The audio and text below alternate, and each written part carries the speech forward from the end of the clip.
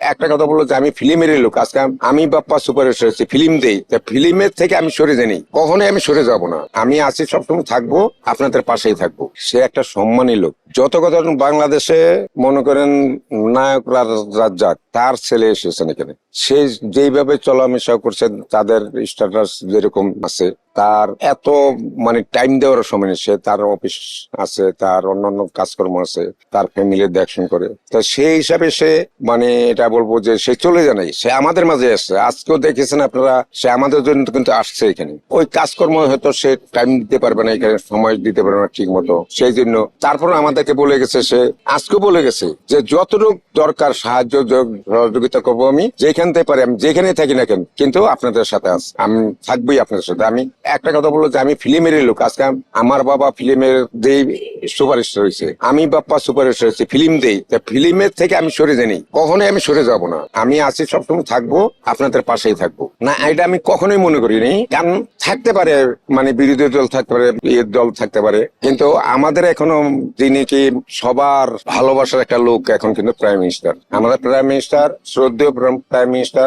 মনে করেন তার বাবাও ছিলেন একজন ভালো প্রাইম মিনিস্টার, তার মাও ছিলেন। তা ইনি যেখানে আসছেন, ইনি কিন্তু একটা কথাই বলে যে সে কিন্তু কখনো কোনো ব্যাপারে, রাজনীতি ব্যাপারে এখন কথা বলেন না বা প্রভাব খাটায় না সে। তো সেই হিসেবে তার কাছ থেকে আমরা কিছু শিক্ষা নিতে পারি। কিন্তু কি শিক্ষাটা, যে আমরা কখনোই কারো আওয়ামী লীগ করলো বা বিএনপি করলো, জামাত করলো বা কিছু করলো, তো এটা নিয়ে আমরা কখনোই প্রভাব খাটাতে আমরা নিজেরও চাচ্ছি না। কেউ যদি চাই তাদের ব্যক্তিগত ব্যাপার, এটা আমার কোনো ব্যাপার নেই। এটা প্রভাবের, এটা প্রভাব পড়বো না আশা করি। কারণ আমরা এখানে একসাথে থাকি, একসাথে ঘুমাই, একসাথে সবকিছু আমাদের, আমরা একটা ফ্যামিলি। তো ফ্যামিলি হিসাবে আমরা বলবো যে এটা আমার মনে হয় না যে কোনো প্রভাব ফেলবে এটা। আজকে আমি আরমান মুক্তি প্যানেল থেকে ইলেকশন করছি।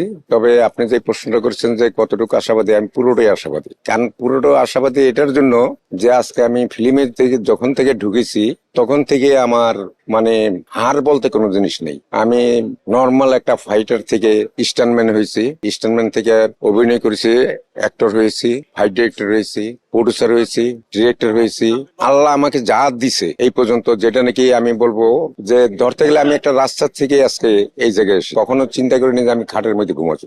আল্লাহ তার থেকে অনেক বেশি দিয়ে দিচ্ছে আমাকে। আল্লাহর রহমত না থাকলে আমি এখানে আসতে পারতাম না। পাশাপাশি আমাদের যে ইন্ডাস্ট্রি যত লোক আছে, মনে করেন আর্টিস্ট বলেন, টেকনিশিয়ান বলেন, প্রোডাকশন বয় বলেন, বা যারে ভাইরা আছে আমাদের, তাদের সিনেমাতে ভালোবাসাতে আজকে আমি আরমান পেয়েছি। আজকে মনে করেন যে আমাদের যারা সিনিয়র যত আর্টিস্ট আছে সবার সাথে আমি কাজ করেছি, আল্লাহ সৌভাগ্য দিচ্ছে আমাদের, তাদের হাত ধরে আমি এখানে এসেছি। তো তাদের চলাফেরা দেখেছি, তাদের কাছে কথা বলার শিখেছি, তাদের সাথে থেকে কাজ শিখেছি আজকে আমি। তো সেই হিসাবে আমি বলবো যে আমার সবাই ভালোবাসে, সবাই আদর করে আমাকে। না, সিদ্ধান্তটা এটা আমি বলবো যে আমি নিজেই সিদ্ধান্তটা নিইনি। আমি ইলেকশনই করার কথা না, ইলেকশনটা হচ্ছে কি আমাদের মানে শ্রদ্ধেয় রাজ্জাক ভাইয়ের ছেলে বাপ্পা রাজ, ওনার একটু অসুবিধার কারণে, পারিবারিক হোক, যেই কোনো কারণে হোক, সে ইলেকশনটা করতে পারবে। তো যেহেতু করতে পারে নাই, তো এইখানে সবাই মিলে যেরকম আমাকে ধরলো এখন কি করা যায়, এটা একটু আপনি বুদ্ধি দিয়ে দেন। তা আমার যখন দায়িত্বটা দিল, তখন আমি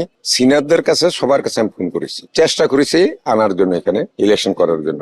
সবাই একটাই কথা বলছে যে তুমি দাঁড়ো না কেন। আমি বললাম না ভাইয়া, এই জায়গায় আমি দাঁড়াবো না। কারণ আমি চাচ্ছি যে একটু আমার থেকে একটু আপগ্রেড যারা আছে, তাদের একটা কথার দাম আছে। একটা আর্টিস্ট যদি ওইভাবে বলতে পারে, একটা সিনিয়র আর্টিস্ট যারা আছেন, তারা যদি একটা যে জায়গায় কথা বললে আমি 100টা বলবো, তারা একটা কথা বলবে, তো তাদের কথাটা বেশি গুরুত্ব।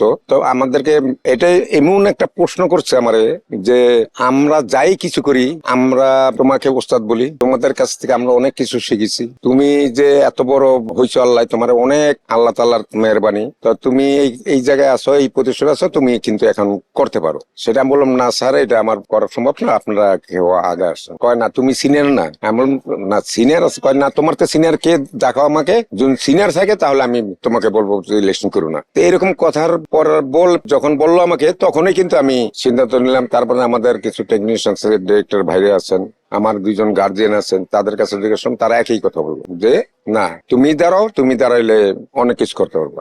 আর আরেকটা জিনিস, আমি ইলেকশনে কখনোই হারি নেই। সেই রেকর্ড আমার নেই, কারণ আমি চেষ্টা করি কাজ করার জন্য। সমিতি থেকে আমি অনেক চেষ্টা করেছি অনেক কিছু করার জন্য, একা কোনো কিছু করা যায় না, সবার সম্মিলিত ভাবে সবকিছু করা লাগে। তো সেই হিসাবে এখন যেহেতু দাঁড়াইছি আমি এখানে, আমি বলবো যে আমাদের যদি আল্লাহ আস্থা দেয় এখানে, তাহলে আমি সবাইকে নিয়েই কাজ করব।